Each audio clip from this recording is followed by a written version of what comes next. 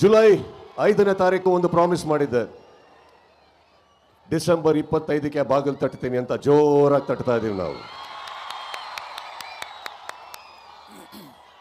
ಈ ಜರ್ನಿಯಲ್ಲಿ 25ಕ್ಕೆ ಥಿಯೇಟ್ರಲ್ಲಿ ಒಂದು ಸಿನಿಮಾ ಬಿಡುಗಡೆ ಆಗುತ್ತೆ.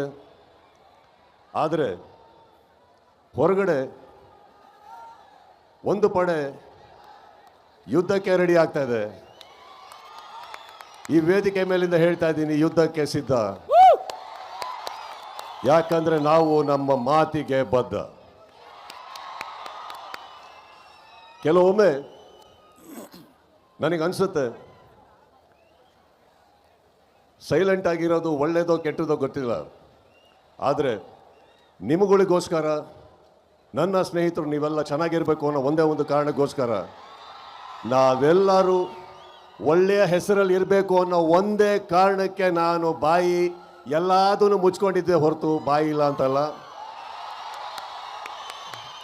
ಬಹಳಷ್ಟು ಕಲ್ಲಿನ ಹೋರಾಟ ನನ್ನಿಂದ, ನನ್ನ ಸಹನೆಯಿಂದ ನಿಮ್ಗಳ ಮೇಲೆ ಬೀಳ್ತಾನೆ ಇರುತ್ತೆ. ಅದನ್ನು ತಾವು ತಡ್ಕೊಂಡು ಬರ್ತಾನೆ ಇದ್ದೀರಿ. ಈಗ ಹೇಳ್ತಾ ಇದ್ದೀನಿ, ತಡೆಯೋ ತನಕ ತಡೀರಿ, ಮಾತಾಡೋ ಟೈಮಲ್ಲಿ ಮಾತಾಡಿ.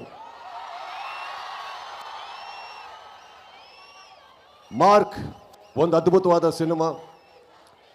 ವಿಜಯ್ ಕಾರ್ತಿಕೇಯ ತಾವೆಲ್ಲೇ ಇದ್ರು thank you. Sathyajyothi films thank you. ಇಡೀ ತಂಡಕ್ಕೆ ಥ್ಯಾಂಕ್ ಯು.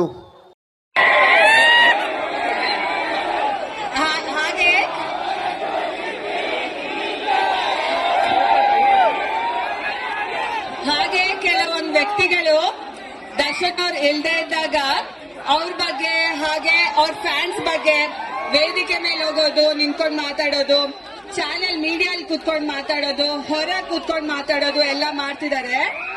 ಅದೇ ಜನಗಳು ದರ್ಶನ್ ಅವ್ರು ಇದ್ದಾಗ ಅವ್ರು ಬೆಂಗಳೂರಲ್ಲಿ ಇರ್ತಾರಾ ಇಲ್ವಾ ಅಂತಾನೆ ಗೊತ್ತಾಗಲ್ಲ, ಎಲ್ಲಿ ಮಾಯ ಆಗ್ತಾರೆ ಅಂತಾನೂ ಗೊತ್ತಾಗಲ್ಲ. ತಲೆ ಕೆಡ್ಸ್ಕೋಬಾರ್ದು. ದರ್ಶನ್ ಅವ್ರು ಹೇಳಿರೋ ಹಾಗೆ ಯಾರು ಏನೇ ಮಾತಾಡಿದ್ರು ನಾವು ನೊಂದ್ಕೊಳ್ಳಲ್ಲ, ಕೋಪ ಮಾಡ್ಕೊಳ್ಳಲ್ಲ. ಇಂಪಾರ್ಟೆಂಟ್ ನಿಮ್ಮ ಪ್ರೀತಿ ಹಾಗೂ ಬೆಂಬಲ ಮಾತ್ರ. ಸೊ ನೀವುಗಳು ಹಾಗೆ ಬೇಜಾರ್ ಮಾಡ್ಕೋಬೇಡಿ, ಕೋಪ ಮಾಡ್ಕೋಬೇಡಿ.